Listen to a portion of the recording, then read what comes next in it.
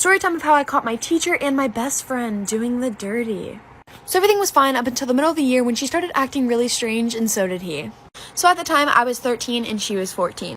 And I'm pretty sure my teacher was in his mid-20s or 30s. So basically, she's the type of girl who literally hates school and would do anything to get out of class. Then I noticed her getting early to class and not leaving until everybody else left. Then I started paying a little more attention, and he would always walk by her desk and slip her notes and candy and just weird stuff, and it was really strange to me.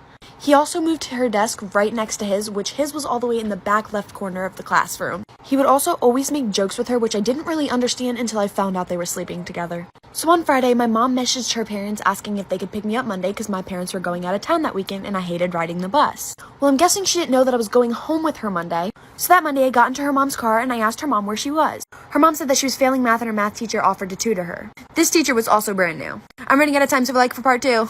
What is the worst interaction with another human you've had in 2020? I'll fucking go first. I asked a girl out on a date, picked her up, drove her to the fucking restaurant. Right when we parked, she tells me, I don't think I really want this to be a date. What? I had no fucking idea what I should do. So I just fucking go into the restaurant with her. We sit there like we're strangers the entire time. I had just blown up a little bit on TikTok.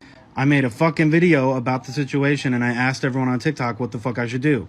As I'm sitting at fucking dinner, my fucking phone just goes crazy. Fucking video goes viral.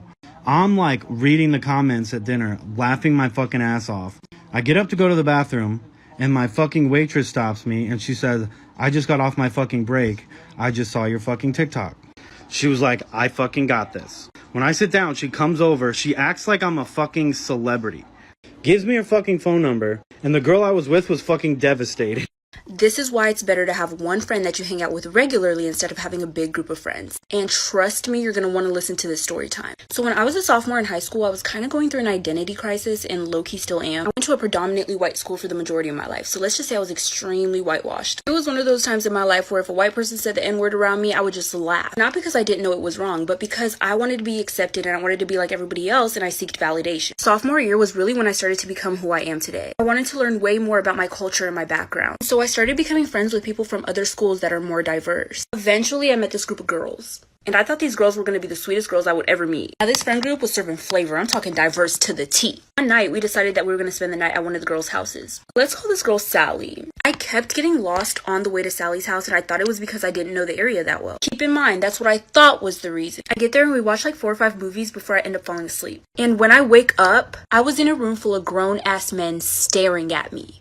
Storytime part 2 of why it's better to have one loyal friend instead of a big group of friends. I forgot to mention in part 1 that when I arrived, the men were already there. Mind you, we were in sophomore year. These men looked like they were in college. So I was already a little thrown off, but I trusted it because I was with my friend. When I wake up, these men are staring at me. But they try to look away really fast, but I could tell that they were staring at me. I start thinking the worst of the worst. I try to think of any possible way that I could get out of there, whether it was physically or mentally. So I pretend to fall asleep just to escape the reality of it. But then one of the men at the bottom of the bed starts rubbing my feet. I immediately kick my leg so I can get his hands off. Now I'm thinking he's gonna be mad and I'm gonna get fucking attacked. So I try to make small talk to loosen the tension. So I look at the guys and I'm like, hey, do you know where the girls went? One of them looks at me and says, oh, they went home. So I'm like, I thought this was Sally's house. And they say nothing. So at this point, I think I'm being set up. I try my best to not make it seem like I'm suspicious of them. I casually act like I need to pee. Walk into the bathroom and I see a window. Automatically something clicks in my mind, get the fuck out of there. Making part 3 right now. Part 3 of why you should have one loyal friend instead of hanging out with a big group of friends. So I go into the bathroom and there's a window. I'm thinking to myself, I would be so dumb. I would be so extremely incredibly stupid to go back into that room full of grown-ass men that I've never met before, instead of making my escape through that window right here, right now. So I trusted my gut and I got the fuck out of there. Mind you, I'm in my PJs right now. No shoes, no socks. I'm making my great escape. Call me Pablo Escobar. While I was doing all of it, I was in disbelief. I cannot believe that I'm escaping right now. This is actually insane.